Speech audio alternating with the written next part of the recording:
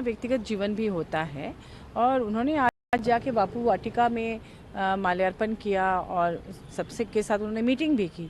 अब एक दिन के अंदर वो कहीं अगर जाते हैं तो कोई ज़रूरी थोड़ा है कि सबको बोलकर जाया जाए। और इसके लिए अगर आप कह रहे हैं कि मिल नहीं रहे हैं, जिस तरह से हल्ला कर रहे थे भाजपा के लोग, तो ये तो आपके तंत्र का मतलब ये है कि आपने क्यों नहीं पता किया। उनकी सुरक्षा की जिम्मेदारी जिस पर है, हाँ, वो सुरक्षा में इतनी लापरवाही या चूक क्यों हुई कि वो लापता रहे, अगर आप कह रहे हैं, जबकि हम लोग इसे नहीं मानते। वो व्यक्तिगत कारण से अगर कहीं गए हैं तो इस पर नज़र रखना किसका काम था?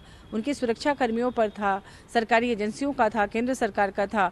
तो केंद्र सरकार कर क्या रही थी कि भाई वो गायब रहे या अपने निजी काम में गए, तो उनको पता नहीं है। तो ये तो हम उनसे उल्टा सवाल करना चाहते हैं कि आप क्या कर रहे थे कि आपको जानकारी नहीं मिली कि वो घर कैसे ईडी की जो कार्रवाई हुई और 80 लाख रुपए जो कैश है उनके दिल्ली स्थित आवास से मिला और लगातार ईडी की जो है दिल्ली में कार्रवाई हो रही थी, क्या आप लोगों को डर है या संशय कि मुख्यमंत्री की गिरफ्तारी हो सकती है और 36 लाख रुपए जो कैश जब्त? देखिए, इतनी बड़ी पार्टी चलाते हैं, सभी विधायक सांसद अपने सैलरी में से उनके पार्टी फंड में पैसा जमा करते हैं और पार्टी के काम से उनके पास पैसे हो ही सकते हैं। इतनी बड़ी पार्टी चलाना, क्या भाजपा के पार्टी कार्यालय में या पार्टी के पास पैसे नहीं होते?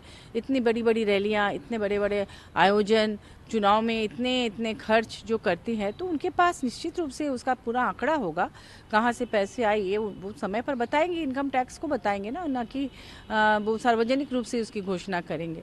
पार्टी चलाने के लिए जी शासन लगाने की बात शासन लगा देना चाहिए। ये प्रयास तो जिस दिन से सरकार बनी है उस दिन से किया जा रहा है कि सरकार गिरा दिया जाए या राष्ट्रपति शासन लागू कर दिया जाए। जहाँ जहाँ गैर भाजपा की सरकार है उन स्टेट्स में इस तरह की घटनाएं लगातार देखने को मिल रही है। चुनी हुई जनता द्वारा चुनी हुई सरकार है, अभी 1 साल बाकी है। अभी आपने देखा कि कांग्रेस के प्रभारी मीर जी ने भी यही बात कही कि हमारा 1 साल का कार्यकाल बचा हुआ है, उसे अच्छी तरह से हम पूरा करेंगे। जनता का समर्थन है, लोकप्रिय मुख्यमंत्री हैं, तो इस तरह की अटकलों से बाज आना चाहिए।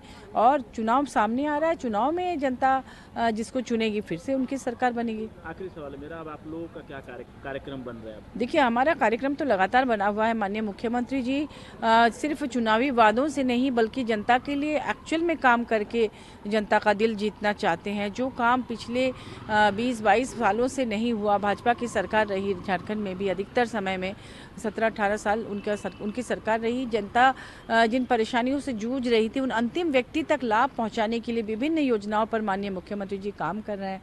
सरकार आपके द्वार कार्यक्रम के माध्यम से वो घर घर तक पहुंच रहा है, हर पंचायत, हर वार्ड, हर मोहल्ले में पहुंच रहे हैं। तो उनका काम जारी रहेगा जैसे कि वो पहले कह रहे थे। भाजपा के सिर्फ चुनावी फायदे के लिए काम करती है, लेकिन हमारी पार्टी, हमारे माननीय मुख्यमंत्री जी चुनावी फायदे के लिए नहीं बल्कि अपने राज्य को और वहाँ की गरीब जनता को इस देश में एक तो सर्वश्रेष्ठ राज्य बनाने की बात वो कहते हैं कि जब खनिज संपदा के मामले में झारखंड नंबर 1 है तो आखिर पिछड़ा क्यों राज्य रहेगा? वो विकसित राज्य होना चाहिए और नंबर 1 होना चाहिए, यही उनका सपना है, संकल्प है। और हर कार्यकर्ता को वो यही सीख देते हैं कि जनता के बीच जाकर काम करें।